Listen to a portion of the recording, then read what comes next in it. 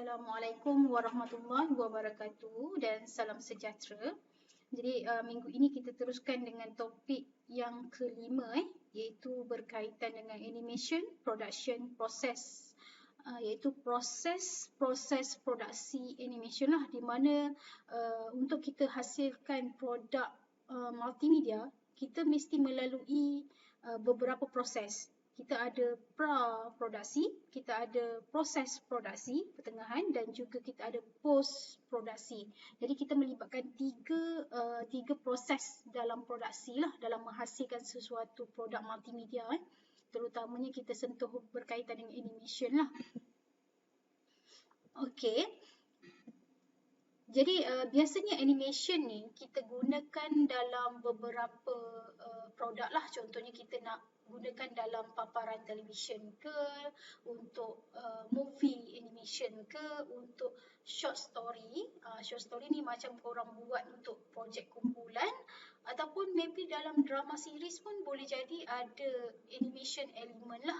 Sama juga macam video clip, montage ataupun untuk pengiklanan. Okay. Jadi animation ni dia ada proses di mana kita nak create animation ni, dia depend pada keperluan ataupun animation requirement lah, dan juga kita kena tahu apa yang melibatkan dengan teknologi animasi yang terlibat lah. Contohnya kita nak guna software apa untuk support untuk kita hasilkan animation, dan kita kena ada production teams, di mana production teams ni adalah orang yang berperanan, iaitu pembangun lah, sama ada mereka menjadi karakter, designer ataupun audio specialist ataupun video specialist dan sebagainya yang supporting dalam team tersebut.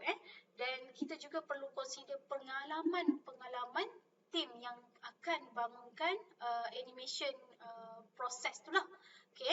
Dan juga timing, masa, di mana bila kita nak buat sesuatu projek tu kita kena ada timing dan juga timeline, ataupun kita sebut sebagai Gantt chart lah untuk proses kerja.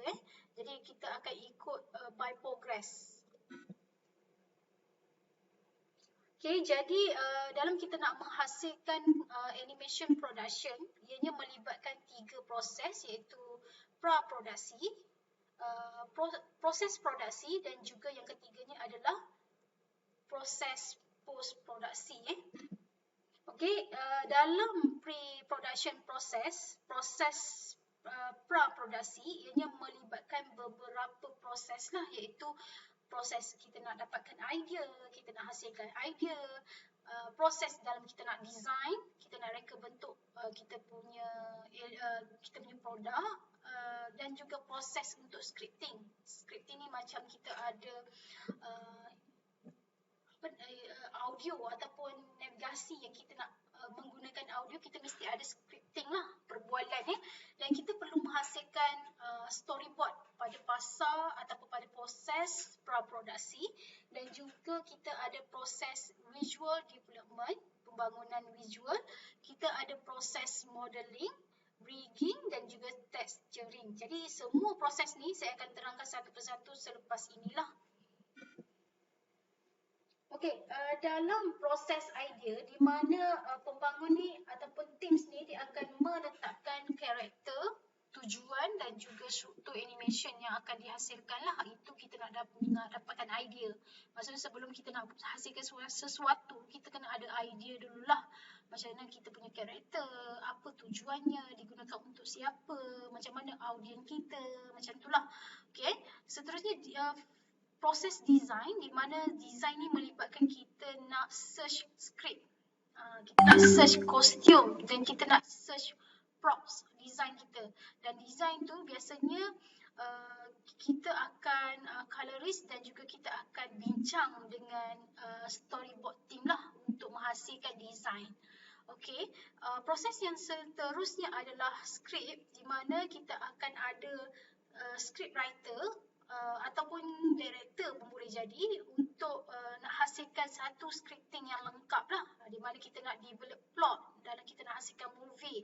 Contohnya kita nak buat movie 3D ke, kita mesti ada plot.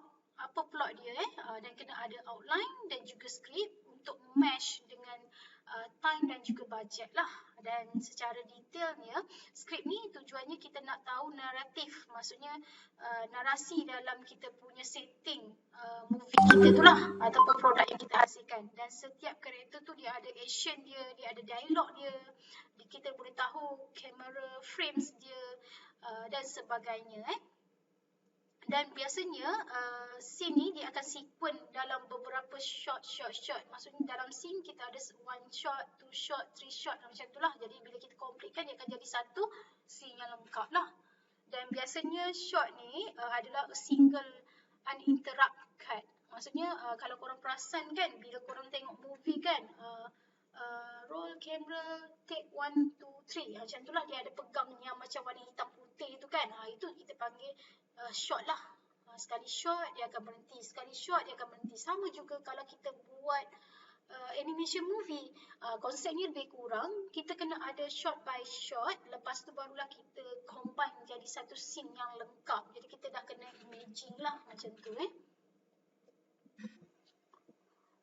Okey, proses yang seterusnya adalah storyboard, di mana storyboard ini iaitu papan cerita. Memang papan cerita ni kita kena hasilkan ketika fasa ataupun ketika proses pra-produksi, di mana ianya akan match dengan script writing lah, dan kita akan design kita punya scene tu dalam storyboard dan dekat situlah kita nak masukkan elemen-elemen multimedia. Contohnya kita nak masukkan music, kita nak masukkan sound effect. Jadi kat situlah kita akan masukkan segala elemen multimedia tu dalam storyboard. Dan masa kita buat storyboard tu, kita akan bincang by team lah untuk discuss dan cari idea dan terus tulis dalam ataupun terus lukis dalam storyboard lah.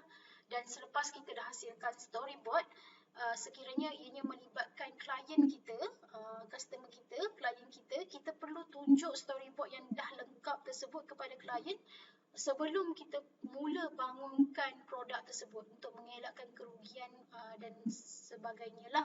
Okay, dekat situ dia boleh tambah baik, apa komen, apa yang kurang dekat storyboard lah.